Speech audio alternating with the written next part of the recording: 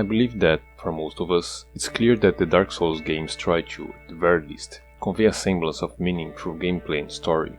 This notion slips naturally into our subconscious as we play the game, and if you spend any time at all thinking about these games, you may also start to notice an overarching philosophy that binds everything together. It's common knowledge that Miyazaki, creator of the Souls series and director of Dark Souls 1 and 3, has a wide range of influences, and he's mentioned it in interviews before, discussing philosophy with his team. So it doesn't take such a huge leap to assume that he may have had an actual, established philosophy to inspire him during the act of creation. Now, despite the gloomy nature of the series, I think that its philosophy is a lot more optimistic than you'd have imagined. I think it draws a parallel to Camus' absurdism, and I say draws a parallel to, rather than is inspired by, because I couldn't possibly prove the latter. What I do hope to prove is that, either way, both Camus and Miyazaki share the same philosophical grounds for the ideas they were trying to convey. Welcome to the absurdity of Dark Souls. Albert Camus, father of the absurdism, was a highly celebrated French philosopher. He lived through World War II when he was a part of the French resistance and an editor for the underground newspaper Combat. During his lifetime, he concerned himself greatly with matters of politics, freedom and oppression, and also with the nature of human existence. His works include many fiction and non-fiction writings such as novels, plays and essays, but we'll be focusing mostly on the myth of Sisyphus. Parallels could also be drawn to the Rebel or other more political works, but oppression being exerted by an entirely different, godlike species and the possibility of humanity's extinction in face of this oppression would probably paint those works in a gazillion different shades and render its present conclusion somewhat useless for a comparison, in my opinion, at least. In the myth of Sisyphus, Camus describes the absurd, saying that a word that can be explained even with bad reasons is a familiar word. But, on the other hand, in a universe suddenly divested of illusions and lights, man feels an alien, a stranger. This divorce between man and his life, the actor and his setting, is properly the feeling of absurdity. Mankind strives constantly for unity with the absolute world. Through knowledge, it seeks meaning to its life, but the world is ultimately uncaring to our plight and devoid of meaning, or rather devoid of any transcendent meaning, for, even if such thing exists, it transcends mankind, and what can a meaning outside my condition mean to me? This disparity between what we lack and what we need, and the impossibility of reconcilement between the two, is the absurd. It gives rise to the question of what does it mean to be alive? Is it even worth it? What is the meaning of death? Should one kill himself in face of this ceaseless struggle carried throughout a meaningless life?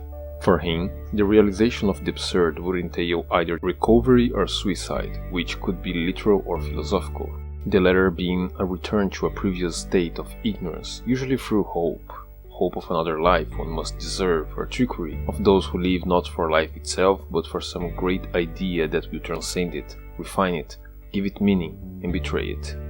Recovery, on the other hand, is to conclude that all is well, that all has not been exhausted, that without knowledge of the after-death, death itself is just as meaningless as a transcendent meaning would be to our lives, that the only useful meaning is the one you can experience, that life is full of those experiences, that all of them have meaning, and that the only freedom you have is the freedom to live your life. At the end of it, he illustrates his point using the myth of Sisyphus, from which the book borrows its title. Sisyphus challenges the will of the gods in order to experience life to its fullest, and, after a very contrived series of events, as Greek mythology usually goes, he is condemned to push a boulder up a hill, only to watch it fall back down as it reaches its peak, for all eternity. It's a punishment for sure, and, naturally, people usually imagine him desperate and disillusioned, a prisoner to his plight. But Camus asks us to see him in a different light. After the boulder rolls down, on his way to the foot of the mountain, we should imagine him smiling. One always finds one's burden again, but after the inevitable struggle, there will always be a respite. Sisyphus will rejoice in his leisurely stroll and, with this act, revolt again. Fate is, either way, beyond our ken, but if he cannot be the master of his fate, he'll be the master of his life. Just like Camus' philosophy, Dark Souls presents the player with the very literal question of should I commit suicide by linking the flame? And just like Camus, it concludes that death would be absurd, in the practical sense of the word, since it solves nothing. All the plights and conflicts still exist, and the cycle just keeps on going. All you achieve is to deprive yourself of the experience of being alive. Also, they both revolve around a theme of duality, which is at the very heart of the absurd and quite blatantly presented in Dark Souls. In the beginning, there was the world of archtrees and everlasting dragons, unchanging and unformed. So long as the mind keeps silent in the motionless world of its hopes, everything is reflected and arranged in the unity of its nostalgia. But then there was fire, and with its first move, this world cracks and tumbles. An infinite number of shimmering fragments is offered to the understanding, and with fire came disparity, heat and cold, light and death, and of course, light and dark. The first flame is the physical manifestation of the absurd. It gives us our world, and as it fades away, our world starts to crumble back into its unchanging, unformed self, as seen in the Ringed City. And as Camus points out, living is keeping the absurd alive. That grey world also serves as a reference to our inability to conceive that which transcends us. They, the game, give us the tools to understand our own world.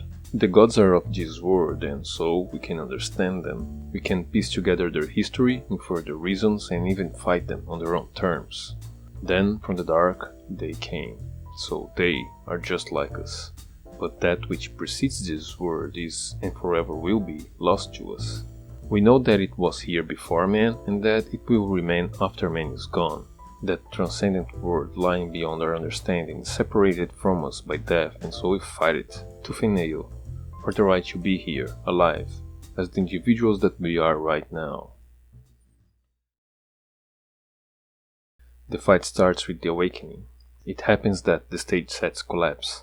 Rising, long walk, 4 hours in the castle or the cathedral, meal, long walk, 4 hours of work, meal, sleep, and Monday, Tuesday, Wednesday, Thursday, Friday and Saturday, according to the same rhythm. But one day the why arises and everything begins. It awakens consciousness and provokes what follows. What follows is the gradual return into the chain, or it is the definitive awakening. At the end of the awakening comes, in time, the consequence, suicide or recovery. In this scenario, becoming undead is the awakening. The chosen undead wasn't always neither chosen nor undead. Presumably they had a normal life as a knight, a cleric, a thief, or any other kind of acceptable blue-collar profession. But by turning undead, they are forced to face the underlying disparity that drives all the conflict of his world. It doesn't matter where they stood before. They are no longer free to watch from the sidelines. And the only way to deal with an unfree world is to become so absolutely free that your very existence is an act of rebellion. We, the undead, cannot be stopped, and our existence inevitably leads to some form of rebellion, either by actively challenging the rule of the gods or simply by existing in a world that believes we should not exist, and that will go to any lengths to get rid of us. Then the outcome follows. Halloween is the gradual return into the chain, a form of philosophical suicide in which we forget all about our newfound selves, slowly slipping back into the habit of living a meaningless life. The alternative between suicide and recovery can be found in the many endings that we may encounter throughout the series, but we're getting ahead of ourselves. Let's back up a little bit and talk more about the fight.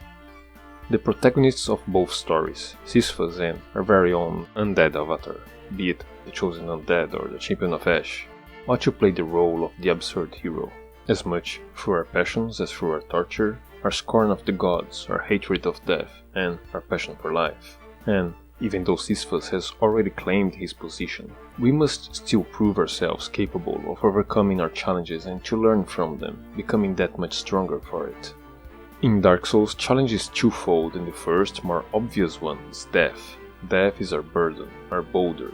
Just like Sisyphus, we'll be faced against it over and over again. Will the protagonist of our little story commit suicide through rage quit, or will they learn from it to appreciate the life they have and to live on?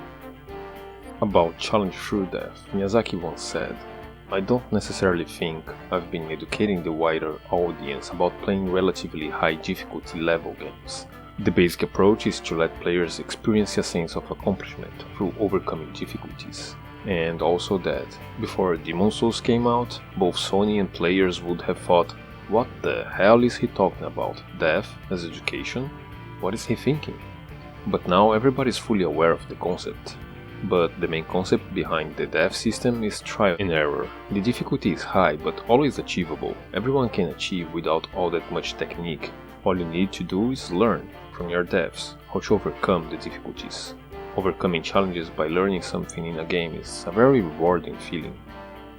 And the second challenge is the lore. That enticing, obscure promise of understanding that is the lore. It is wrongly assumed that simple questions involve answers that are no less simple, and, like great works, deep feelings always mean more than they are conscious of saying. To say that untangling the lore of Dark Souls is a challenge is the understatement of the year. Will you pick up the challenge? Will you learn from it how to translate your in-game actions? How to derive from them the meaning that we all yearn for? Will you learn from it that some things one simply cannot know and that doesn't have to detract from the experience of living?